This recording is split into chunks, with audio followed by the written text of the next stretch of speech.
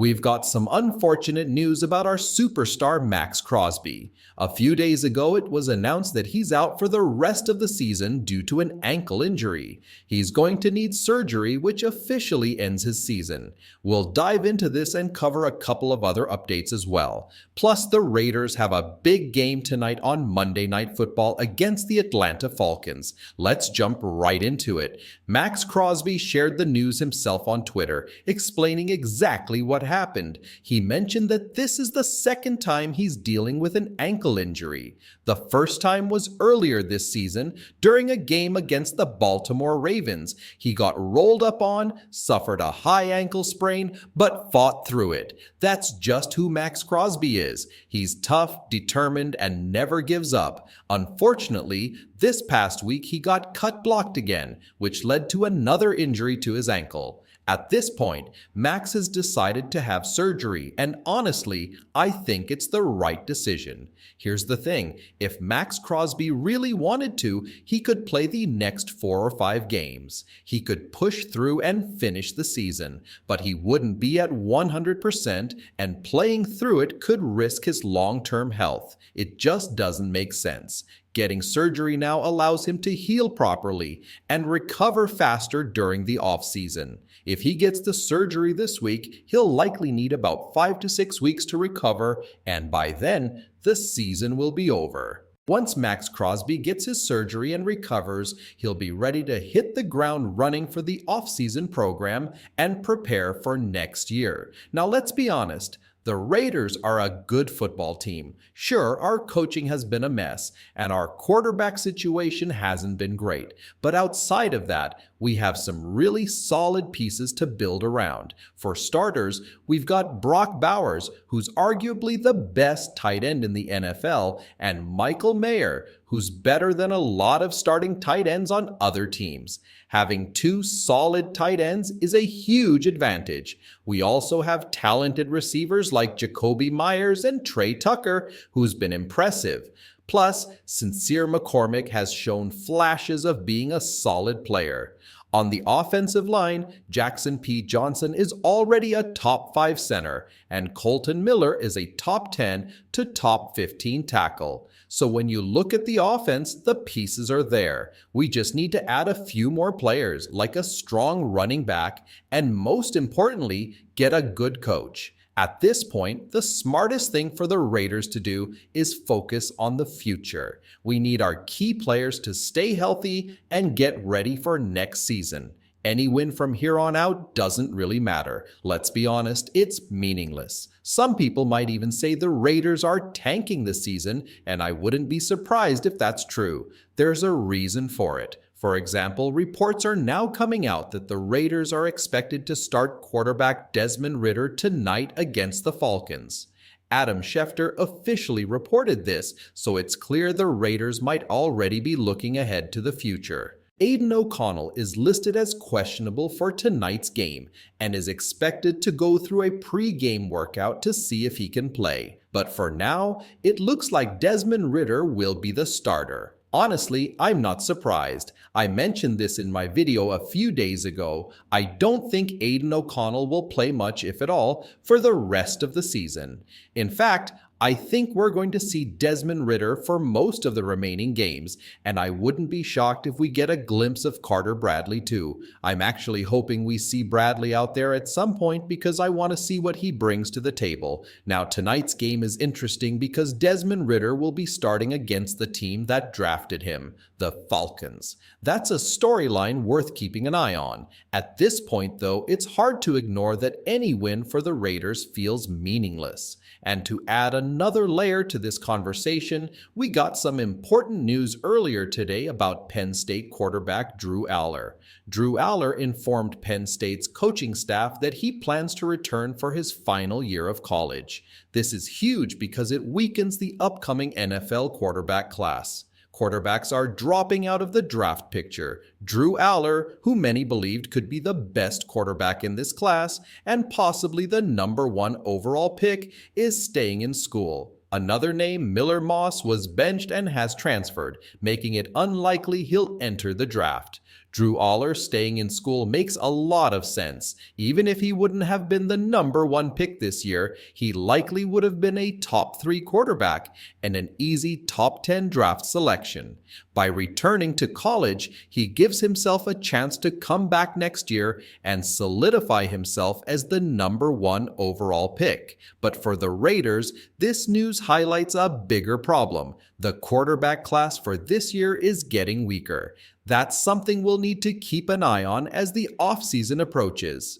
The Raiders need to start thinking about their future. If they can draft a solid quarterback in the first round and grab a talented running back in the second round, this offense could be set up for real success. This year, there are 3 running backs with first-round talent. Caleb Johnson, a Marion Hampton from UNC Ashton Jeanty hasn't officially declared yet, but he's likely to enter the draft. Now, even though all 3 have first-round grades, it doesn't mean they'll all go in the first round. Teams rarely pick running backs that early. Still, the Raiders could come away with a top quarterback and one of these elite running backs. That said, the most important piece is hitting on that quarterback pick. The problem is that the quarterback class is looking weaker than expected. Outside of Cam Ward, there aren't many quarterbacks with a clear first-round grade. But remember, teams often reach for QBs. We saw it last year with guys like J.J. McCarthy and Michael Penix Jr. going in the first round, even though many believed they weren't top-tier prospects. Now let's be real, some fans are saying that Maxx Crosby's season-ending surgery is part of a plan to tank. And there might be some truth to that. Look at Christian Wilkins, for example. He had an injury earlier this year, went on short-term injured reserve, and technically, he could be back by now. But reports say he's not expected to play again this season either. Honestly, it makes sense. Christian Wilkins has been excellent for the Raiders. Some people didn't think he was worth the money, but he's played like a top 5 defensive tackle. Pair that with Maxx Crosby, a top 5 defensive end, and you've got 2 dominant pieces on your defensive line. The focus now should be on letting these guys heal so they're ready to dominate next year. Looking ahead, the Raiders are in a good position. If they draft a quarterback, a running back, and maybe add a guard in the 3rd or 4th round, they'll strengthen the offense. On defense, they could pick up a cornerback or safety to fill out the secondary. The bottom line, the Raiders have the core pieces to succeed next season. They just need to nail this upcoming draft and get healthy. The Raiders need to figure out their quarterback situation, but there's a debate about how to approach it.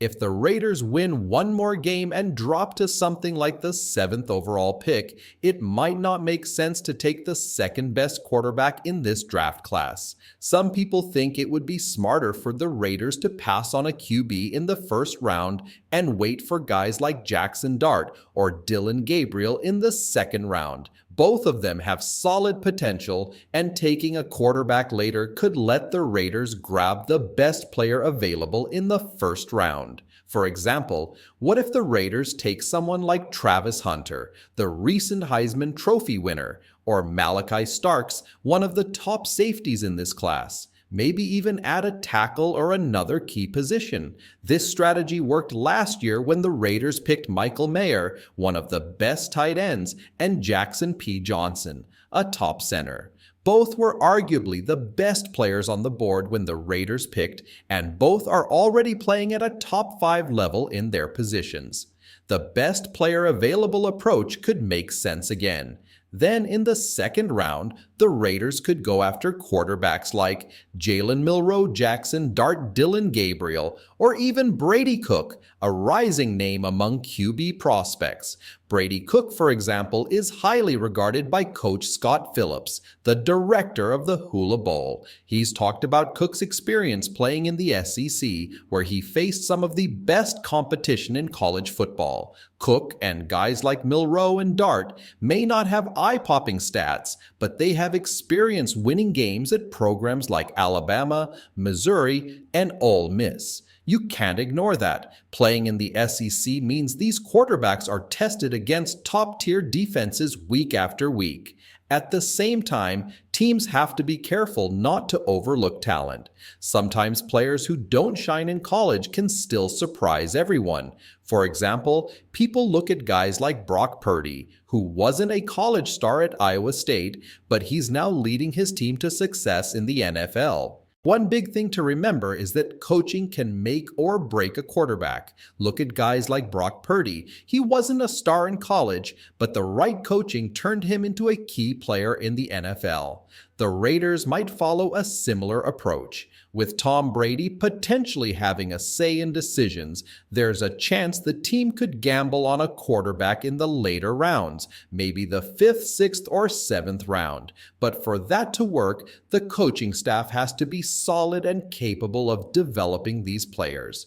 Now, the worst case scenario for the Raiders would be going into next season with Gardner Minshew and Aiden O'Connell as their quarterbacks. Both are under contract, so it's possible. But while Minshew is serviceable, that's not the long-term solution the team needs. The Raiders must avoid reaching for a quarterback, which can backfire badly. Take the Tennessee Titans as an example. They picked Will Levis in the 2nd round. Not a huge risk since it wasn't a top 10 pick, but still a significant investment. Levis got his shot as the starter last year, and now they're giving him another year to prove himself. So far, his performance has been inconsistent, and a lot of Titans fans have lost faith in him.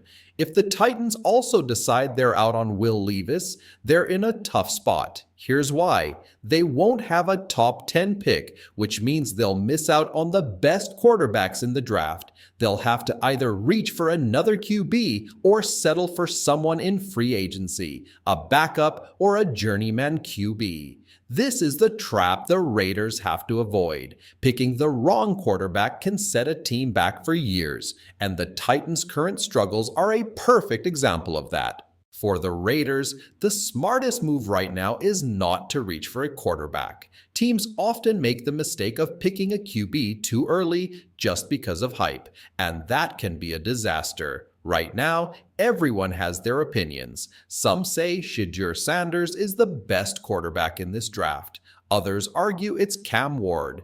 There's even talk about Jalen Milroe or Michael Penix going in the top 10. But here's the truth, nobody knows for sure. NFL teams don't reveal their real opinions until the draft gets closer. They're not in the business of giving away their strategies. So all of this, who's the best QB talk, is just speculation for now. That said, I believe one quarterback will emerge as the clear-cut consensus #1 pick. Based on what I've heard and what I've seen on tape, I think that guy could be Cam Ward. Now, I don't think Shedeur Sanders will slide too far either. Some team will take him in the top 10 because he has real potential. But the key will be fit. If a quarterback goes to a team with a good coach like Mike McDaniel, they'll have a much better chance to succeed than if they land with someone like Josh McDaniels. Coaching matters. At this point, it seems like the Raiders are tanking. Maxx Crosby is out, and many QBs are deciding to go back to school. If the Raiders want a shot at that #1 pick, they might need to lose every remaining game. And honestly, they aren't alone. Teams like the Giants also look like they're preparing to lose out in hopes of landing the top pick. We'll see what happens, but one thing's for sure, the Raiders need to get this right. A franchise quarterback can change everything.